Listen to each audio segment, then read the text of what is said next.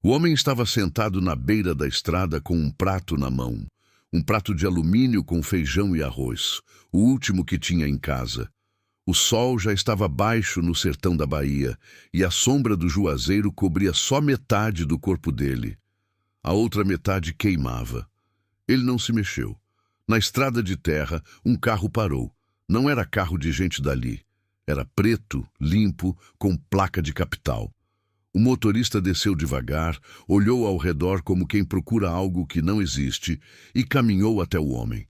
"O senhor sabe onde fica a nascente do Rio Seco?" Antônio olhou para o sujeito, sapato de couro num chão de poeira, camisa de botão com as mangas dobradas como quem nunca dobrou manga para trabalhar.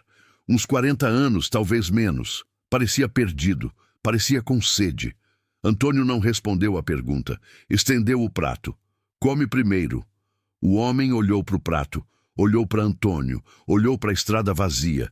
"Não precisa, eu só quero a direção." "Direção eu dou depois." "Come." O estranho sentou na beira da estrada. Comeu o feijão com arroz de um homem que ele não conhecia, na sombra de um juazeiro que não era dele, numa terra que ninguém queria.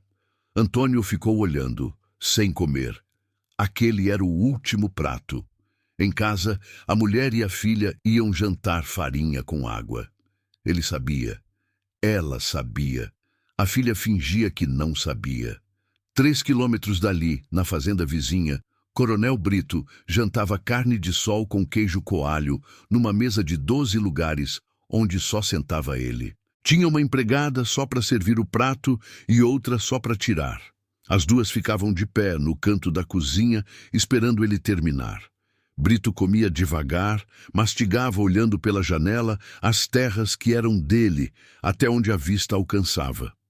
A fazenda do coronel tinha 3 açudes cheios e 200 cabeças de gado. A de Antônio tinha um poço seco e uma vaca magra que já não dava leite. Mas a terra era de Antônio. O avô dele chegou ali antes de existir estrada, antes de existir cidade, antes de existir Coronel Brito. Chegou com uma enxada e uma mula. Plantou, colheu, enterrou 2 filhos na terra e ficou. O pai de Antônio nasceu ali. Antônio nasceu ali. A filha dele nasceu ali. 3 gerações de gente que nunca saiu porque a terra era deles. E ninguém tira de um homem o que é dele por direito de sangue e suor. Pelo menos era o que Antônio acreditava. Coronel Brito acreditava em outra coisa. Acreditava que terra sem produção é terra sem dono, e que dono sem dinheiro é dono que vende. Mais cedo ou mais tarde, todo mundo vende. Brito tinha paciência, tinha comprado 6 fazendas assim nos últimos 15 anos. Esperava o dono passar fome, oferecia um preço que não valia nada. O dono aceitava porque fome não negocia. Com Antônio, a fome já tinha chegado. Na semana anterior, Brito mandou o capataz levar uma proposta. 15 mil reais por 40 hectares. A terra valia 10 vezes mais, mas Brito sabia que quem tem fome não faz conta. O capataz entregou o envelope na porta da casa de Antônio. Antônio abriu, leu devagar, dobrou o papel e devolveu. "Diz pro coronel que a terra não tá à venda." O capataz riu. Não de maldade, de pena. Todo mundo que dizia isso no começo acabava vendendo no fim. Na cidade já falavam. No mercado, na feira, no banco da praça, diziam que Antônio era teimoso, que orgulho não enche barriga, que ia acabar perdendo a terra de qualquer jeito, que pelo menos com os 15 mil podia recomeçar em outro lugar. Antônio não ia à cidade fazia 3 semanas. Não porque tivesse vergonha, porque não tinha o que comprar. Da última vez que foi, o dono do mercado perguntou se queria anotar na caderneta. Antônio olhou para o chão e disse que não. A caderneta já tinha 2 páginas. Ele sabia por que contou. 2 páginas de dívida que ele não sabia quando ia pagar. O dono do mercado não insistiu.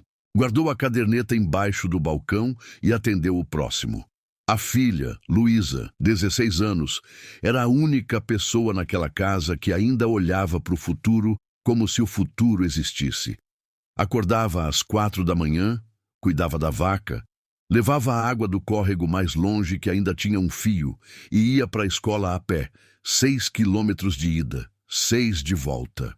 Voltava com os pés vermelhos de poeira e os cadernos organizados como se estivesse numa escola de capital. Luísa não reclamava, nunca reclamou.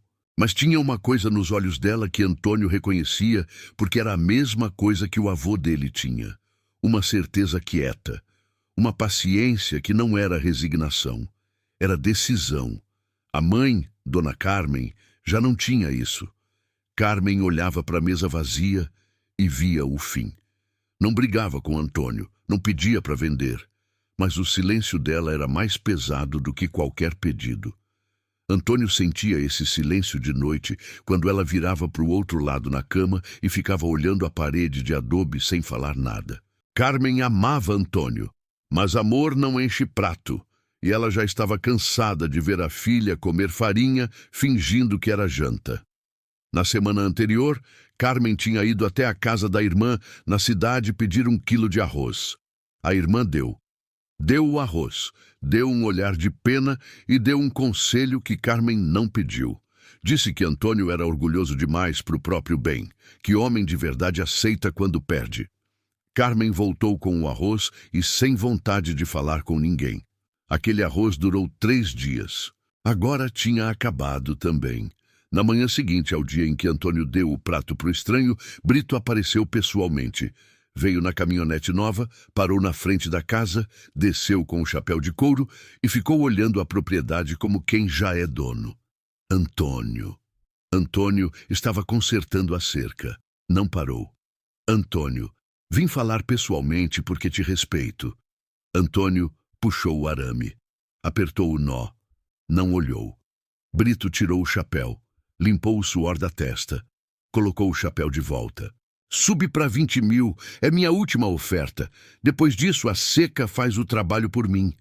Brito falou olhando para casa. Olhou para o reboco descascando. Olhou para o telhado com telha faltando. Olhou para o quintal sem verde. Cada olhada era um cálculo. Cada cálculo confirmava o que ele já sabia. Aquela família estava no limite. E limite no sertão tem prazo curto. Antônio parou. Olhou para Brito pela primeira vez, olhou para o chão seco, olhou para a casa onde nasceu. Coronel, o senhor comprou 6 fazendas aqui na volta, 6 famílias que foram embora. O senhor sabe o nome de alguma delas? Brito não respondeu. Pois é, eu sei o nome de todas, porque meu avô foi vizinho do avô de cada uma. Essa terra aqui não é minha para vender, eu tô só guardando. Brito colocou as mãos no bolso. Balançou a cabeça devagar. Teimosia não dá de comer, Antônio. Feijão também não. Mas eu divido o que tenho. O senhor divide o quê? Brito virou as costas. Entrou na caminhonete. Ligou o motor. Antes de partir, abaixou o vidro. Quando mudar de ideia, me procura. Mas vai ser por menos.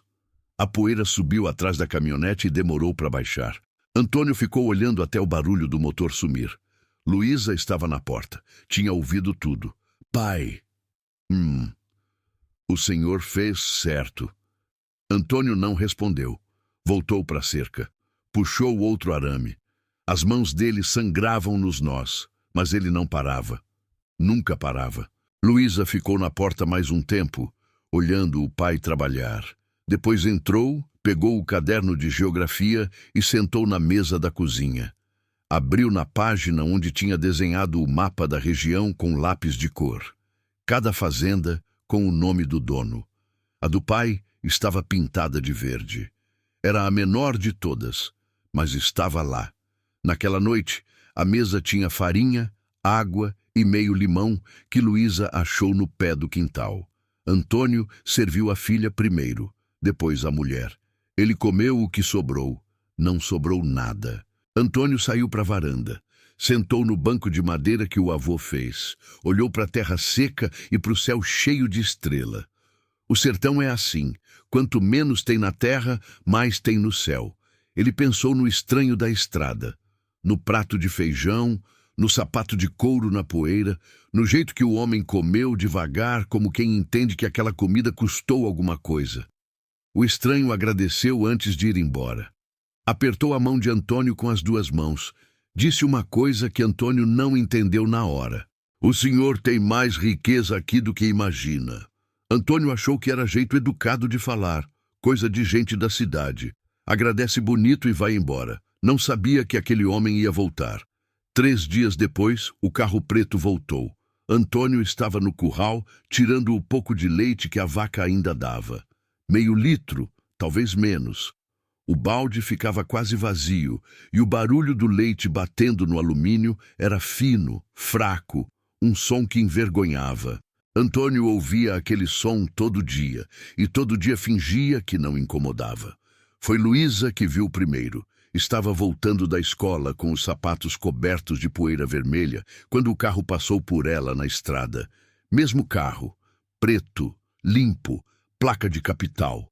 Ela lembrava porque tinha achado estranho um carro daquele numa estrada daquelas. Mas o carro não virou para a terra do pai. Passou direto. Seguiu pela estrada mais 200 metros e entrou no portão da fazenda do Coronel Brito. O portão grande de ferro com o nome Fazenda Boa Vista, pintado em verde e dourado. O carro entrou e o portão fechou. Luísa ficou parada na estrada olhando. Depois correu para casa. Pai, aquele homem voltou, o da comida. Antônio levantou a cabeça do balde. O leite respingou. Que homem? O do carro preto. O que o senhor deu o prato? Antônio não disse nada. Saiu do curral.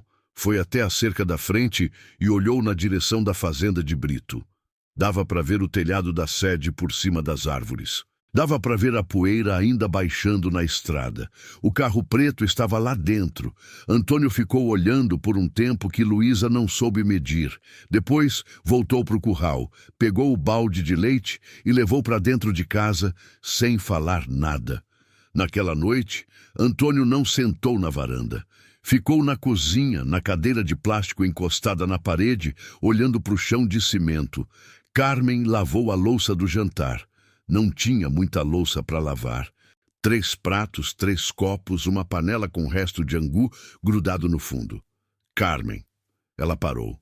Não virou. Aquele homem que parou aqui na estrada. O da capital. Foi para a fazenda do Brito hoje. Carmen secou as mãos no pano de prato. Virou devagar. E daí? Nada. Só tô dizendo. Tá dizendo por quê? Antônio não tinha resposta. Ou tinha, mas não queria falar em voz alta. O que ele sentia era uma coisa que não sabia nomear. Tinha dado o último prato de comida da família para aquele homem. Dividiu o que não tinha. E o homem foi direto para o Coronel Brito, para o homem que queria tomar a terra dele. Carmen entendeu, sem que ele explicasse. 28 anos de casamento ensinam a ler o que o outro não fala. Antônio, você deu comida para um estranho. Ele não te deve nada. Eu sei. Então para de ficar remoendo. Eu sei. Carmen pendurou o pano no prego da parede. Saiu da cozinha. Antônio ouviu os passos dela no corredor. Ouviu a porta do quarto. Ouviu o silêncio que vinha depois. Aquele silêncio de sempre. O silêncio que ocupava a casa inteira quando os dois não tinham mais o que dizer um para o outro. Na fazenda do coronel, o estranho do carro preto estava sentado na varanda da sede tomando café com Brito. O café era forte, servido em xícara de porcelana com pires. Brito ofereceu biscoito de goma. O estranho aceitou. O nome do estranho era Rafael. Rafael Medeiros, engenheiro hídrico. Trabalhava para uma empresa de mapeamento de recursos naturais que tinha contrato com o governo do estado. Estavam mapeando todas as nascentes e reservas subterrâneas da região para um projeto de abastecimento. Rafael tinha ido parar na estrada de Antônio por acidente. O GPS mandou ele por um caminho errado. A nascente que ele procurava ficava em outra direção. Mas quando voltou para a estrada certa e seguiu o mapa, o caminho levou direto para a fazenda do Brito. Brito não sabia exatamente o que Rafael fazia. Sabia que era agente do governo, que andava com equipamento caro e que tratava ele com respeito. Isso bastava. Brito gostava de gente que tratava ele com respeito. Gostava mais ainda quando essa gente vinha de fora, porque significava que o nome dele chegava longe. Doutor Rafael, o que precisar aqui na região, pode contar comigo. Conheço cada palmo dessa terra. Rafael agradeceu. Perguntou sobre a hidrografia da região. Brito falou o que sabia, que era pouco, mas falou com a autoridade de quem acha que saber pouco é suficiente quando se tem terra bastante. E as propriedades vizinhas? Tem alguém que conhece bem os córregos, as nascentes antigas? Brito balançou a mão no ar como quem espanta mosca. Vizinho aqui é modo de dizer. Tem um velho ali embaixo que tem um pedaço de terra que não serve para nada, seca, sem água, sem gado, sem futuro. Tô tentando comprar faz tempo para unificar com a minha, mas o homem é teimoso. Antônio? Brito levantou a sobrancelha. Conhece? Parei na estrada dele outro dia. Me deu comida. Brito soltou uma risada curta pelo nariz. Pois é, o homem não tem o que comer e fica dando comida para os outros. É isso que eu digo, não sabe administrar. Terra na mão de quem não sabe administrar é desperdício. Rafael tomou o último gole de café. Colocou a xícara no pires sem barulho. Olhou pela varanda na direção que Brito tinha apontado, na direção da terra de Antônio. Ficou olhando por um tempo longo demais para quem não tinha interesse. Brito não percebeu. Estava ocupado chamando a empregada para servir mais café. Quando se tem gente servindo, não se presta atenção no que o visitante olha. A terra dele fica para que lado exatamente? Brito apontou de novo com o biscoito na mão. Migalhas caíram na varanda. Ali embaixo, 40 hectares de nada. Nem cerca direito tem. Rafael anotou alguma coisa num caderno pequeno. Fechou o caderno, guardou no bolso da camisa. E o senhor disse que ele não quer vender? Não quer, mas vai querer. Fome ensina o que orgulho não aprende. Rafael não respondeu. Olhou mais uma vez na direção da terra de Antônio. Tinha uma expressão no rosto que Brito, se prestasse atenção, teria reconhecido. A expressão de quem sabe de algo que o dono da casa não sabe. Na manhã seguinte, a notícia correu. O dono do mercado contou para a esposa, que contou para a vizinha, que contou no salão de beleza. O homem do governo foi jantar com o coronel Brito. Vai ter projeto na região. Vai ter dinheiro. Vai ter emprego. E o coronel Brito vai ganhar mais uma vez porque sempre ganha. A notícia chegou em Antônio pelo único jeito que notícia chega no sertão. Pelo silêncio dos outros. Quando ele foi até o mercado pagar o que devia da caderneta, o dono atendeu rápido, sem conversa, sem olhar nos olhos. Antônio pagou com o dinheiro que Luísa juntou vendendo doce na escola. R$ 120. Dava para cobrir metade da dívida. O dono do mercado anotou, guardou o dinheiro. Não ofereceu caderneta nova. Aconteceu alguma coisa? Antônio perguntou. Nada não, seu Antônio. Nada não. Mas o jeito que ele falou nada não tinha peso. Tinha a mesma entonação de quem fala coitado sem usar a palavra. Antônio voltou para casa a pé. 4 quilômetros de estrada de terra. O sol estava alto e ele caminhava devagar, não porque estivesse cansado, mas porque não tinha pressa de chegar. Em casa era Carmen e o silêncio. Na estrada, pelo menos, tinha o barulho do próprio passo. No caminho, cruzou com Dona Elza, a vizinha que trouxe a abóbora. Dona Elza morava numa casa de tijolo aparente na beira da estrada principal e sabia de tudo que acontecia num raio de 10 quilômetros. Seu Antônio, já ouviu a novidade? O coronel recebeu um engenheiro do governo. Dizem que vai ter poço artesiano, vai ter cisterna, vai ter tudo. O coronel vai ficar mais rico ainda. Antônio tirou o chapéu. Limpou o suor com o antebraço. Colocou o chapéu de volta. Boa tarde, Dona Elza. Seguiu caminhando. Dona Elza ficou olhando ele se afastar. Depois sacudiu a cabeça, do jeito que a cidade inteira sacudia a cabeça quando falava de Antônio. Com pena, com uma ponta de admiração que ninguém admitia. No meio do caminho passou pela cerca da fazenda do Brito. Viu o gado gordo pastando. Viu o açude cheio brilhando no sol. Viu o trator novo estacionado debaixo de uma mangueira. E viu, estacionado na sombra da sede, o carro preto, ainda lá. Antônio apertou o passo. Não olhou de novo. Em casa, Carmen estava sentada na porta da cozinha descascando o resto de uma abóbora que a vizinha trouxe de presente. Presente de pena. Antônio sabia. Carmen sabia. Os dois fingiram que não sabiam. Carmen, a Luísa tá na escola? Tá. Quando ela voltar, diz pra ela que amanhã não precisa ir vender doce. Carmen parou de descascar. Olhou para ele. Por quê? Porque o dinheiro dela não é para pagar dívida minha. Carmen voltou a descascar. A faca fazia um barulho seco na casca da abóbora. Antônio, a dívida é da família.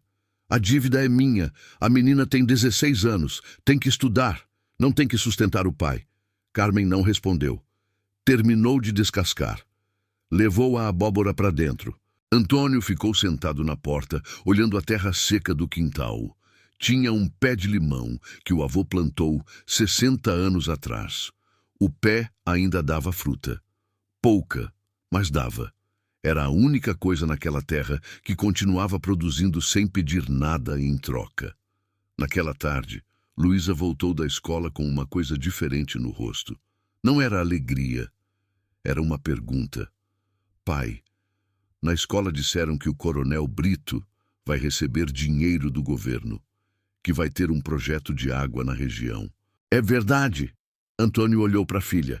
Não sei, pode ser. E a nossa terra, a gente não pode pedir também? Pedir o quê, filha? Pedir para entrar no projeto. Se vai ter água, a gente precisa mais do que o coronel. Antônio quase sorriu. Quase. O canto da boca mexeu e parou. Filha, projeto do governo não é para gente como a gente. É para quem já tem. Luísa sentou na varanda do lado do pai, os pés vermelhos de poeira balançando fora da beirada. Pai, o senhor sempre diz que essa terra é boa, que o avô escolheu essa terra por um motivo. Qual motivo? Antônio olhou para o horizonte, a linha onde a terra seca encontrava o céu. Ficou quieto tanto tempo que Luísa achou que ele não tinha ouvido. Pai, seu bisavô andou 3 meses a pé para chegar aqui. Passou por terra boa, terra com rio, terra com sombra. Não parou em nenhuma, parou aqui. A mãe dele perguntou por quê. Ele disse que enfiou a enxada no chão e sentiu a terra puxar. Disse que embaixo do seco tinha água, que era só ter paciência. E tinha? Teve. Por uns 50 anos teve o poço mais limpo da região. Depois secou. Mas seu bisavô dizia que a água não foi embora. Só desceu mais fundo. E o senhor acredita? Antônio demorou para responder. Acreditava. Luísa não disse mais nada. Pegou o caderno da mochila. Abriu no mapa que tinha desenhado. Olhou para a terra do pai pintada de verde. Pegou o lápis e, embaixo da fazenda, desenhou linhas azuis. Linhas que não existiam ainda. Naquela noite, Antônio ouviu um barulho na estrada. Motor de carro. Olhou pela janela do quarto. Faróis na escuridão. O carro preto saindo da fazenda do Brito, passando devagar pela frente da terra dele. Quase parando, mas não parou. Os faróis seguiram pela estrada e sumiram na curva. Antônio ficou olhando o escuro. Do lado dele, Carmen dormia. Ou fingia que dormia. O silêncio era o mesmo de sempre. Mas naquela noite pesava diferente. Porque agora Antônio achava que tinha entendido uma coisa. O estranho não foi para a fazenda do Brito por acaso. Foi porque Brito tinha o que Antônio não tinha. Tinha água, tinha gado, tinha nome. E gente do governo vai aonde tem nome. Antônio fechou os olhos. Debaixo dos pés dele, 40 hectares de terra seca dormiam. E embaixo da terra seca, numa profundidade que ninguém tinha medido, a água esperava. A mesma água que o bisavô sentiu quando enterrou a enxada pela primeira vez e disse que aquela terra tinha vida. Mas Antônio não sabia disso. Ainda não. A chuva chegou sem avisar.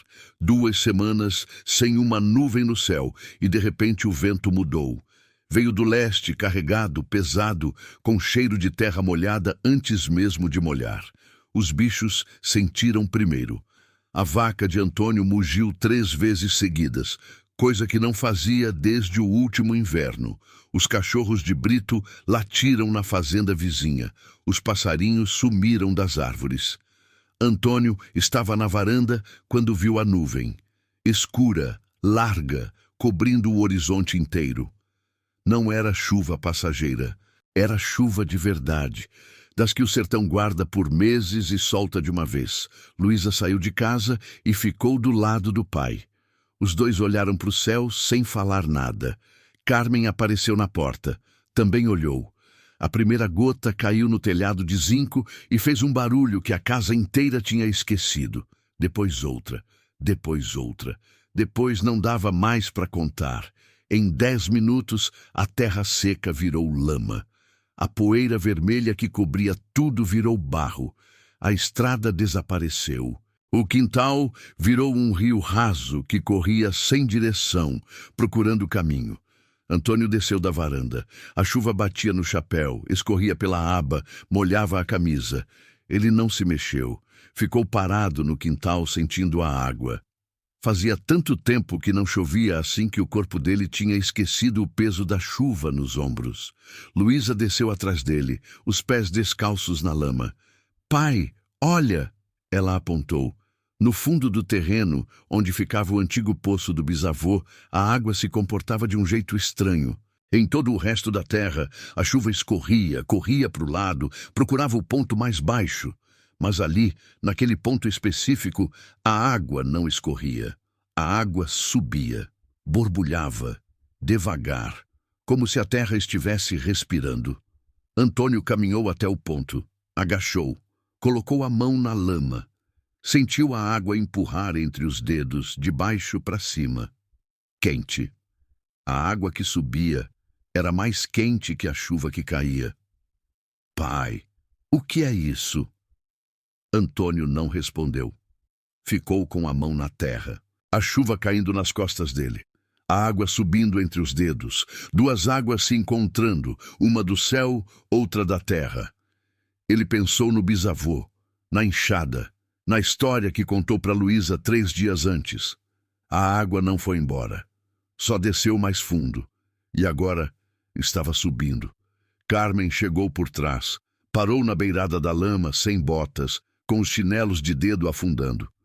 "Antônio, entra para casa. Vai ficar doente." Antônio não levantou. Ficou agachado com a mão na terra. "Carmen, vem aqui."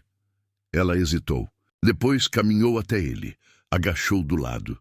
Antônio pegou a mão dela e colocou na lama, no ponto onde a água subia. Carmen sentiu. Arregalou os olhos. "Isso é água subindo?" "É." "De onde?" "De baixo." Os dois ficaram ali, agachados na chuva, com as mãos na terra que tinham pisado por 28 anos, sem saber o que tinha embaixo. A chuva escorria pelo rosto de Carmen e ela não limpava. Pela primeira vez em semanas, o silêncio entre eles não era vazio, era cheio. Cheio de uma coisa que nenhum dos dois sabia nomear ainda, mas que parecia com o começo de alguma coisa. A chuva durou a noite inteira. Antônio não dormiu. Ficou na varanda ouvindo. O barulho no telhado de zinco era constante, forte, quase musical. Carmen dormiu, ou tentou. Luísa ficou acordada no quarto, com a lanterna de pilha acesa, olhando o mapa que tinha desenhado no caderno. As linhas azuis que ela inventou. Agora queria saber se eram de verdade. Às 3 da manhã, a chuva diminuiu. Não parou, mas ficou fraca, fina, um fio contínuo que lavava o que a tempestade tinha revirado. Luísa saiu do quarto. Calçou a bota de borracha. Pegou a lanterna. "Aonde vai?" Antônio perguntou da varanda. "Ver o poço." "Agora?" "Agora." Antônio se levantou. Ia junto. Luísa não discutiu. Os dois caminharam no escuro. A lanterna cortando a chuva fina, os pés afundando na lama a cada passo. 200 metros até o fundo do terreno. 200 metros que pareceram mais, porque no escuro tudo parece mais longe. Quando chegaram no ponto do poço antigo, Antônio parou. Tinha luz. Não era a lua. A lua estava atrás das nuvens. Era uma luz artificial, branca, direcionada, vinda de baixo, do chão. E ao redor da luz, equipamento. Caixas de metal, tubos fincados na terra. Cabos ligados a uma máquina que fazia um barulho baixo e contínuo. E de pé, no meio de tudo aquilo, com uma capa de chuva e as botas enlameadas até o joelho, estava Rafael, o homem do carro preto, o homem do prato de feijão. Rafael não viu Antônio e Luísa chegarem. Estava concentrado num aparelho, lendo números numa tela pequena iluminada. Anotava no caderno, olhava para o aparelho, anotava de novo. A chuva escorria pela capa dele e pingava nos equipamentos. Moço! Rafael levantou a cabeça. A lanterna de Luísa acertou o rosto dele. Ele piscou. Olhou para Antônio. Olhou para Luísa. Olhou para os equipamentos ao redor. Olhou para o chão enlameado debaixo dos pés. Não tinha como explicar aquilo de um jeito que não parecesse errado. E era errado. Ele estava na terra de Antônio, de madrugada, sem pedir permissão, com equipamento que custava mais do que tudo que Antônio tinha. Seu Antônio, eu posso explicar. Antônio olhou para os equipamentos. Olhou para os tubos fincados na terra. Olhou para a máquina. Olhou para o homem. Primeiro o senhor come meu feijão. Depois vai para o Coronel Brito. Agora está na minha terra de madrugada sem me avisar. O senhor quer explicar o quê? Rafael tirou o capuz da capa de chuva. A água escorreu pelo rosto dele. Respirou fundo. Eu sou engenheiro hídrico. Trabalho mapeando nascentes e reservas subterrâneas para o governo do estado. Quando parei na estrada aquele dia, eu estava procurando uma nascente que os mapas antigos indicavam nessa região. E achou na fazenda do Brito. Não achei na fazenda do Brito. Os dados do Brito são normais. Açude de superfície, água de chuva acumulada. Nada especial. Rafael apontou para o chão, para o ponto exato onde a água tinha borbulhado horas antes. Achei aqui. Antônio não se mexeu. Quando o senhor me deu comida naquele dia, eu ainda não sabia. Só desconfiava. Os mapas geológicos da região indicavam uma formação rochosa debaixo dessa terra que pode conter um aquífero, uma reserva de água subterrânea. E foi pro Brito por quê? Porque precisava de acesso à região. Brito tem estrada, tem infraestrutura, tem contato com a prefeitura. Pedi permissão para instalar equipamento na propriedade dele, para fazer medições na área. Ele achou que eu estava estudando a terra dele. E não estava. Estava estudando a terra do senhor, de longe. Os sensores que instalei na fazenda do Brito medem a formação rochosa que passa por baixo das duas propriedades. Mas o ponto de acesso, o lugar onde a água está mais perto da superfície, é aqui. Rafael apontou para o chão de novo, para o barro que borbulhava. Aqui, seu Antônio, debaixo dos seus pés. Luísa olhou para o pai. Antônio olhou para o chão. A lama, a água subindo, a chuva caindo. Tudo misturado. Quanto de água? Rafael abriu o caderno. Mostrou os números. Antônio não entendia os números, mas entendia a expressão no rosto de Rafael. Era a expressão de quem encontrou o que procurava. Seu Antônio, se os dados se confirmarem, embaixo dessa terra tem água suficiente para abastecer essa região inteira por décadas. Não é um poço. É um aquífero, uma reserva natural que a formação rochosa protegeu da evaporação. A seca lá em cima não chegou aqui embaixo. Antônio olhou para Luísa. Luísa olhou para o pai. Nenhum dos dois disse nada, mas os dois pensaram a mesma coisa. Pensaram na mesa vazia, na farinha com água, no meio-limão do quintal. Pensaram em Carmen indo pedir arroz na casa da irmã. Pensaram nos 15.000 que Brito ofereceu por 40 hectares de terra, que tinha embaixo dela mais água do que todos os açudes do coronel juntos. Rafael continuou. Falou sobre o projeto do governo, sobre como a descoberta de um aquífero daquele tamanho mudaria o mapeamento da região inteira, sobre como a terra de Antônio passaria a ser protegida por lei como área de recarga hídrica. Sobre como ninguém poderia comprar aquilo por 15.000, nem por 20, nem por valor nenhum, porque a água embaixo da terra valia mais do que a terra em cima. Antônio ouviu tudo em silêncio. Quando Rafael terminou, ele fez uma pergunta que o engenheiro não esperava. E os vizinhos, os que venderam para o Brito, a água passa por baixo da terra deles também? Rafael olhou no caderno. Passa. O aquífero se estende por uma faixa larga. Mas o ponto de acesso mais viável é aqui. As outras terras estão em cima da formação, mas a profundidade é muito maior. Aqui a água está a 30 metros.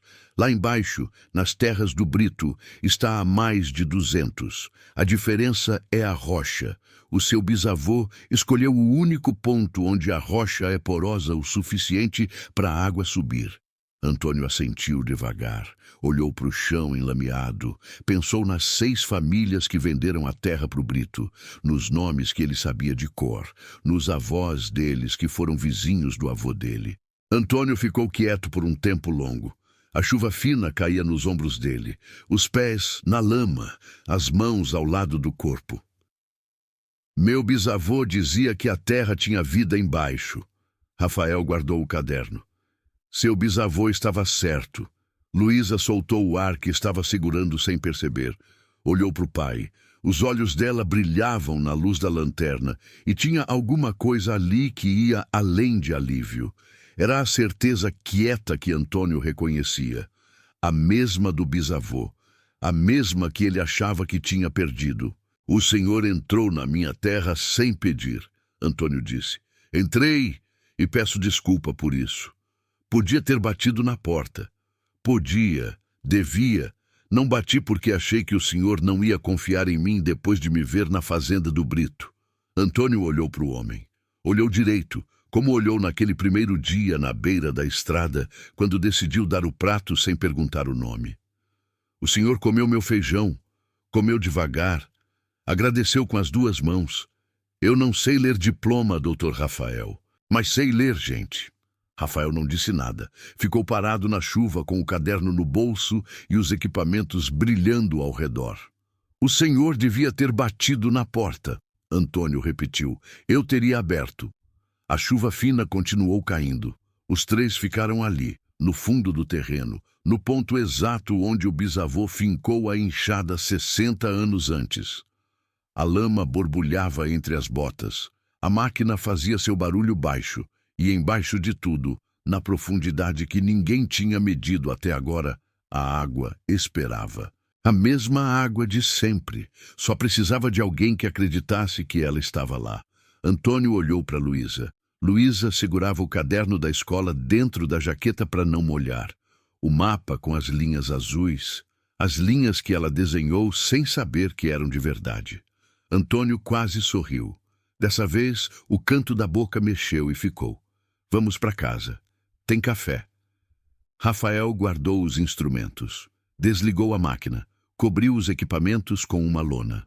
Quando terminou, Antônio já estava a 10 passos à frente, caminhando de volta com Luísa. Rafael correu para alcançar. Os 3 caminharam de volta pela lama. A lanterna de Luísa iluminava o caminho. Atrás deles, os equipamentos de Rafael continuavam medindo o que a terra guardava. Na fazenda do coronel Brito, tudo estava escuro. Brito dormia. Não sabia da chuva no poço, não sabia dos equipamentos, não sabia dos números no caderno. Não sabia que a terra que ele chamava de 40 hectares de nada tinha embaixo dela mais riqueza do que todas as fazendas dele juntas. Na cozinha da casa de Antônio, o café estava fraco. Pouco pó, muita água. Rafael tomou sem reclamar. Tomou devagar, segurando a caneca com as duas mãos, do mesmo jeito que segurou o prato de feijão naquele primeiro dia. Carmen apareceu na porta da cozinha. Olhou para Rafael. Olhou para o marido. Antônio fez uma coisa que não fazia tempo. Puxou a cadeira do lado dele e disse: "Senta, Carmen. O doutor tem uma coisa para contar." Carmen sentou. Rafael contou. E enquanto ele falava, Carmen apertou a mão de Antônio embaixo da mesa. Devagar, sem olhar para ele. Antônio apertou de volta. Pela primeira vez em meses, entrou no quarto sem olhar para o chão. O relatório de Rafael levou 2 semanas para ficar pronto. 2 semanas em que Antônio continuou vivendo do mesmo jeito. Acordava cedo, cuidava da vaca, consertava a cerca, olhava para o céu.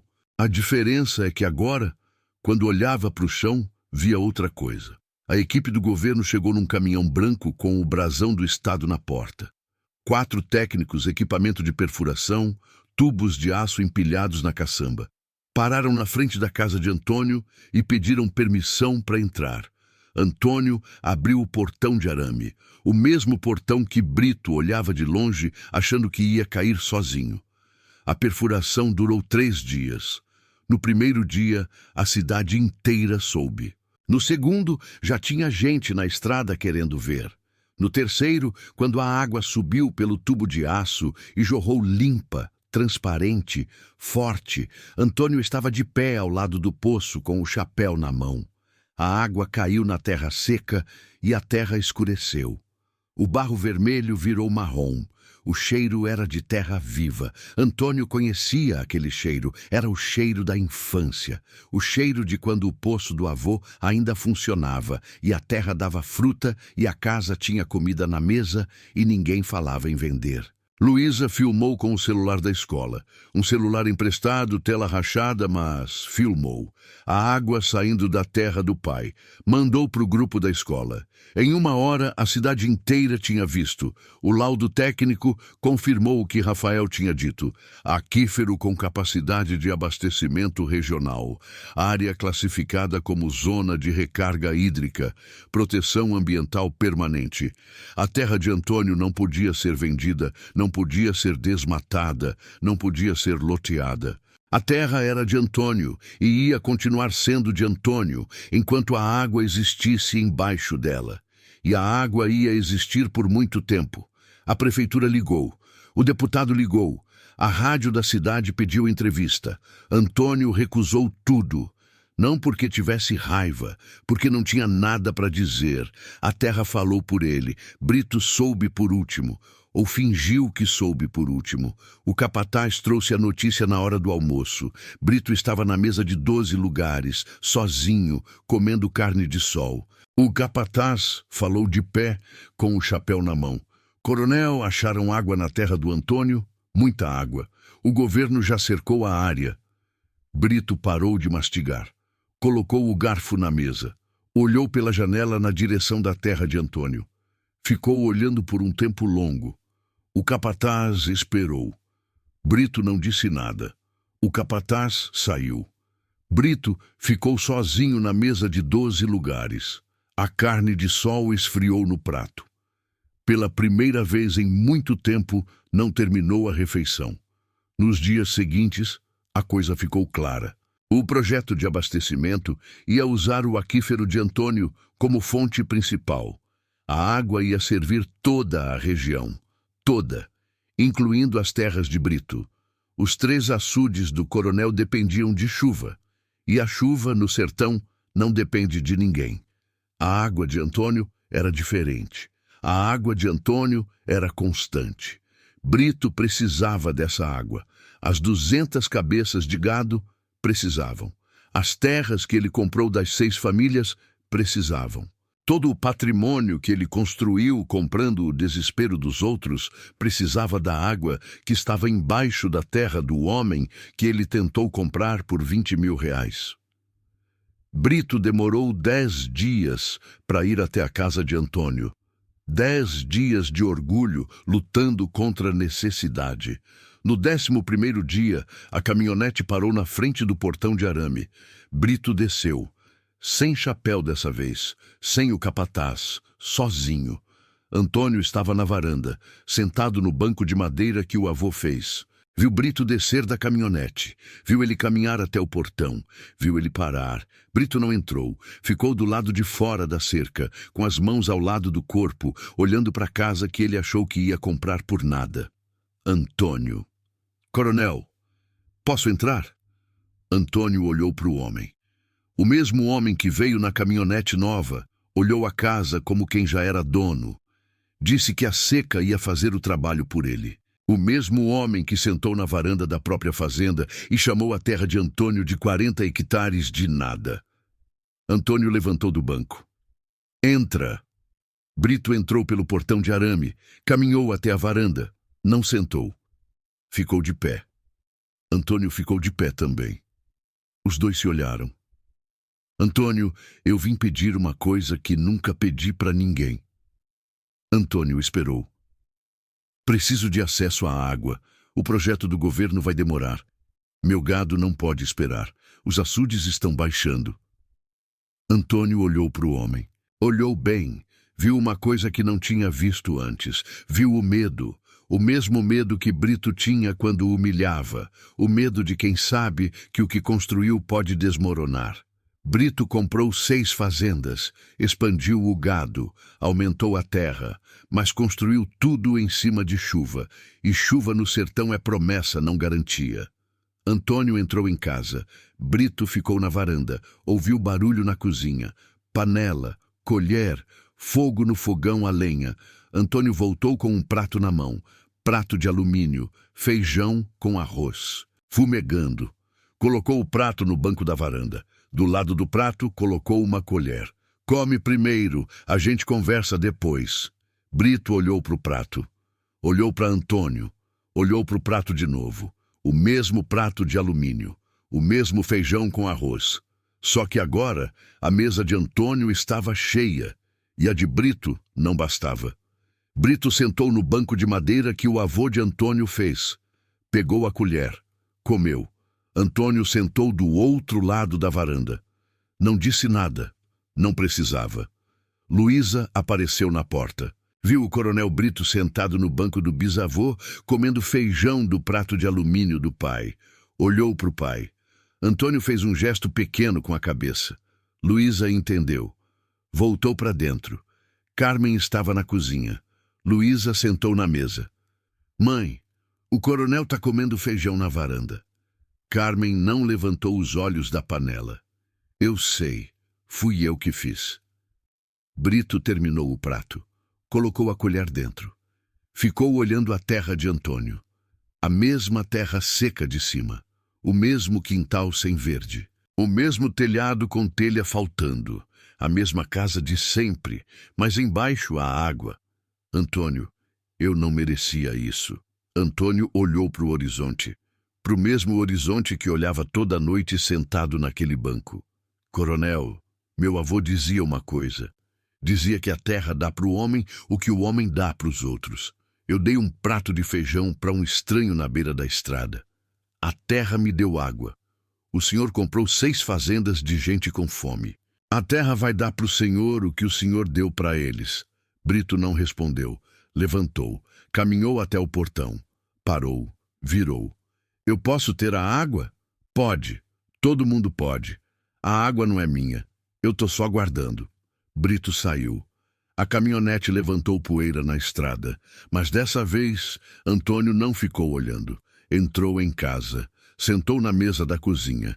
Carmen colocou um prato na frente dele, feijão com arroz. Luísa já estava comendo. A mesa era a mesma mesa de fórmica de sempre. As cadeiras eram as mesmas cadeiras de plástico. A casa era a mesma casa. Nada tinha mudado por fora. Antônio serviu o prato de Carmen antes do dele. Carmen serviu o de Luísa antes do dela. Luísa serviu o do pai antes do dela. E a mesa estava cheia. Naquela noite, Antônio sentou na varanda pela última vez sozinho. Olhou para a terra, para o céu, para as estrelas. O sertão continuava o mesmo, seco em cima, vivo embaixo. O juazeiro na beira da estrada ainda fazia sombra. A estrada de terra ainda levantava poeira. O pé de limão do avô ainda dava fruta. Antônio pensou no prato de alumínio, no feijão que deu para o estranho, no feijão que deu para o coronel. O mesmo prato, a mesma comida, o mesmo gesto. A mão que estende o que tem, sem perguntar se vai faltar. A porta abriu atrás dele. Carmen saiu. Sentou do lado. Não disse nada. Encostou o ombro no ombro dele. Os dois ficaram olhando o escuro juntos. E naquela varanda, no banco que o avô fez com as próprias mãos, Antônio entendeu o que o bisavô quis dizer quando fincou a enxada e disse que a terra tinha vida embaixo. A terra guarda o que a gente planta, até quando a gente esquece.